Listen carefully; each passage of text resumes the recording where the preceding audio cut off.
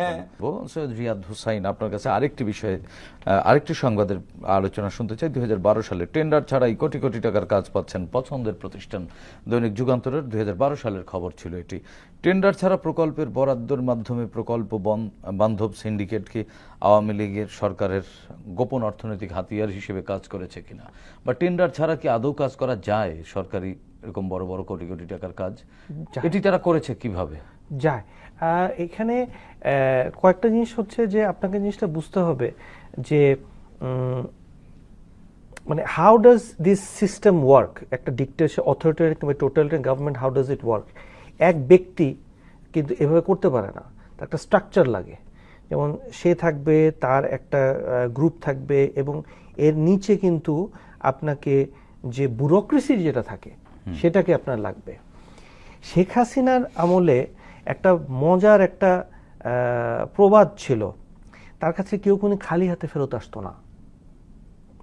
কয়দিন আগেও একজন খুব সুন্দর ঠাট্টা করে বলছিলেন যে শেখ হাসিনা আর কিছু না বুঝে, বাংলাদেশে তার সমকক্ষ আর কেউ নাই, উনি সব মানুষের পালস বুঝতেন, সে যেই হোক, সেটা রাজনীতিবিদ হোক, তার পক্ষের হোক বিপক্ষের হোক, সবার পালস বুঝতেন, এবং এও বুঝতেন যে তাদের কি দরকার।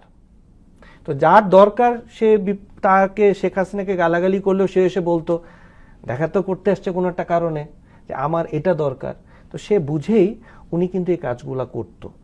তো এইটা জেনে এখন এই জিনিসটা করবার জন্য আপনি যদি টেন্ডার করতে যান, টেন্ডার করতে গেলে তো আপনার অনেকগুলো ব্যক্তির সাথে এটা কন্টেস্ট করতে হবে। আপনার পছন্দের ব্যক্তিকে আপনি দিতে পারবেন না।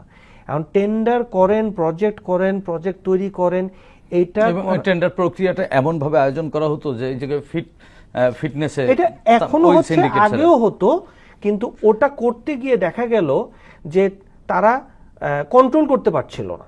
আপনার যে প্রশ্নের যে উত্তরটা, যে টেন্ডার ছাড়া আমি আমার ব্যক্তিগত পছন্দের যেটা তৈরি করব, এখানে ওনার যে স্বার্থান্বেষী যে কিছু গ্রুপ আছেন, এটা তাদের চিন্তাধারার ফসল। আমরা তো কাজ পাচ্ছি না, আমরা এত কিছু আয়োজন করলাম, আয়োজন করবার টেন্ডারগুলো করে, প্রজেক্টগুলো কেন করে?